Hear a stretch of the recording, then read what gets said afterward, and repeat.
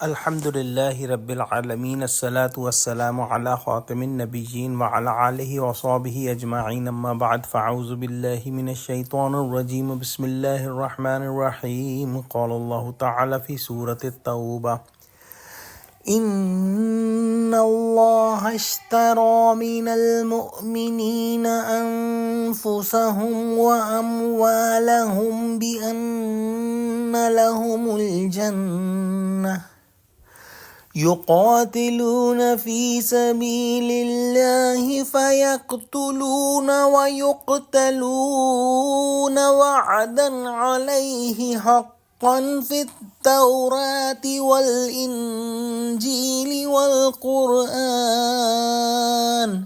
ومن أوفى بعهده من الله فاستبشروا ببيعكم الذي بايعتم به وذلك هو الفوز العظيم۔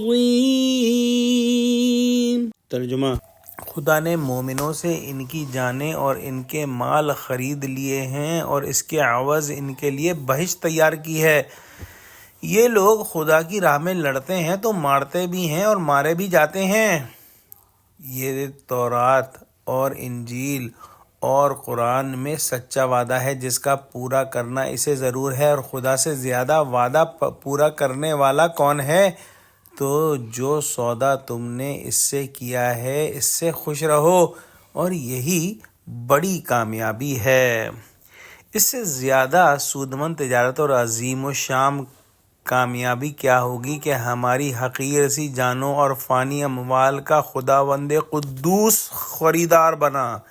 ہماری جان اور مال جو فی الحقیقت اس ہی کی دی ہوئی ہے اور اس ہی کی ملکیت ہے، اللہ نے ہم پر یہ احسان فرمایا ہے کہ ہماری نسبت جو ہے وہ مبیع قرار دیا، یعنی کہ اللہ سبحانہ و تعالی نے ہم کو اس قابل سمجھا کہ ہم سے بیع فرمائے اور جنت جیسے اعلیٰ ترین مقام کو اس کا ثمن بتلایا جو مبیع تک پہنچنے کا وسیلہ ہے۔ حدیث میں نبی کریم صلی اللہ علیہ وسلم نے فرمایا کہ جنت میں وہ نعمتیں ہوں گی جن کو نہ آنکھوں نے دیکھا، نہ کانوں نے سنا، اور نہ کسی بشر کے قلب پر ان کی کیفیات کا احساس تک ہوا۔ اب خیال کرو کہ اللہ سبحانہ و تعالی جو چیز ہماری اصل میں ہے ہی نہیں اسی کی ہے، یعنی ہماری جان اور ہمارا مال،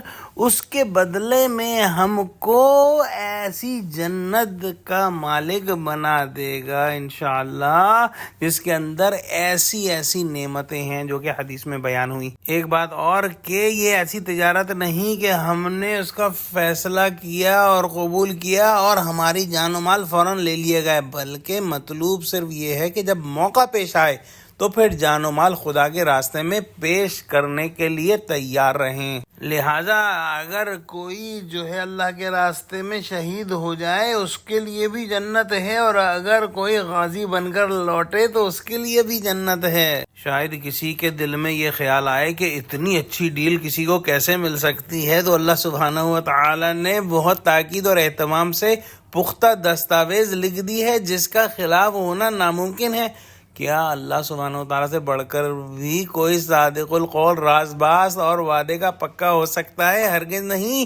اور اللہ سبحانہ و تعالیٰ نے یہ بات اپنی کتابوں میں لکھ دی ہے، گویا اگر کسی کو کوئی شبہ بھی ہو تو اس شبے کی بھی اب کوئی گنجائش نہیں کہ یہ بات جو ہے اللہ کی کتابوں میں موجود ہے اور لکھی ہوئی ہے۔ دعا کرتے ہیں کہ اللہ سبحانہ و تعالی ہم کو اس تجارت کے قابل بنا اور ہم کو بھی اس تجارت میں قبول فرما لے۔ آمین۔ وآخر دعوانا الحمدللہ رب العالمین، والسلام علیکم ورحمۃ اللہ وبرکاتہ۔